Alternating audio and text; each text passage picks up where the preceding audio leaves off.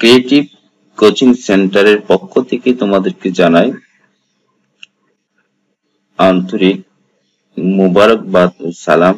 আসসালামু আলাইকুম ওয়া রাহমাতুল্লাহি ওয়া বারাকাতুহু।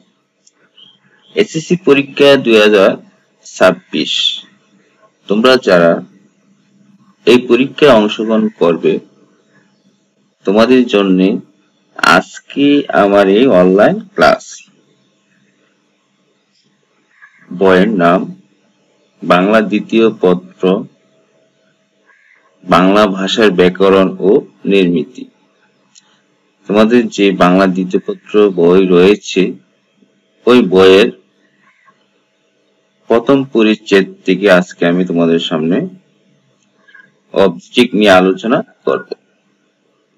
পরিচ্ছেদের নাম হলো ভাষা ও বাংলা ভাষা। এর থেকে আমি আজকে 20 থেকে 22টা অবজেক্ট নিয়ে আলোচনা করব। 1 নম্বর অবজেক্টিভটি হলো আনুমানিক কত বছর আগে বাংলা ভাষা জন্ম হয়েছে? 1000 বছর আগে বাংলা ভাষা জন্ম হয়েছে। 2 নম্বর বাক প্রতিবন্ধীদের বোঝানোর জন্য কি ভাষা তৈরি করা হয়েছে? ইশারা ভাষা।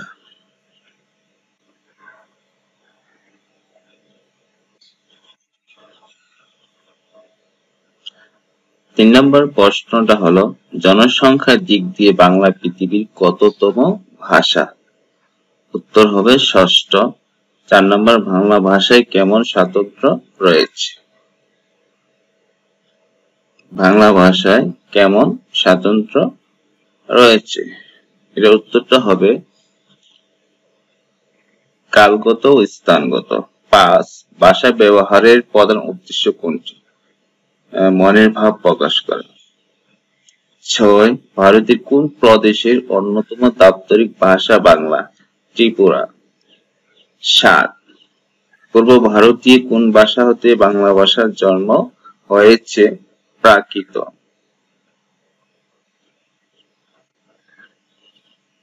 8 নম্বর নিচের কোনটি ভাষা পরিবার নয়? এশীয়। 9 নম্বর বাংলা ভাষার নিকটতম আত্মীয় ভাষা কোনটি? অহমিয়া ও ওড়িয়া। 10 নম্বর বাংলা ও সাহিত্যের প্রাচীনতম নিদর্শন কোনটি? চর্যাপদ। 11 বাংলা লিপি কোন লিপির বিবর্তিত রূপ? কুটিল লিপি। 12 নম্বর উপমহাদেশের বাক্যলিপির জন্ম হয় প্রায় 2500 বছর আগে। 13 ইন্দো-ইউরোপীয় ভাষায় পরবর্তী স্তর কোনটি? ইন্দো-ইরানীয়। 14 মানুষের ভাষা কিসের সাহায্যে সৃষ্টি হয়? বাকযন্ত্রের সাহায্যে। 15 বর্তমানে পৃথিবীতে কত কোটি লোকের ভাষা বাংলা? প্রায় 30 কোটি। 16 বাংলা ভাষার নিজস্ব লিপি কোনটি? বাংলা।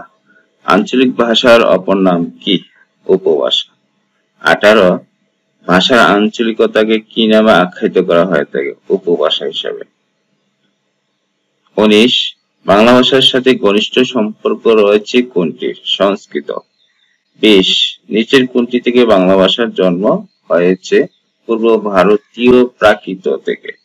21 লিখিত বাংলা ভাষায় আদি নিদর্শন কোনটি? লিখিত বাংলা ভাষায় আদি নিদর্শন কোনটি? চর্যাপদ। 22 ধ্রুপদী ভাষা হিসেবে স্বীকৃত সংস্কৃত ও পালি। এই ছিল আজকে আমার অনলাইন ক্লাস।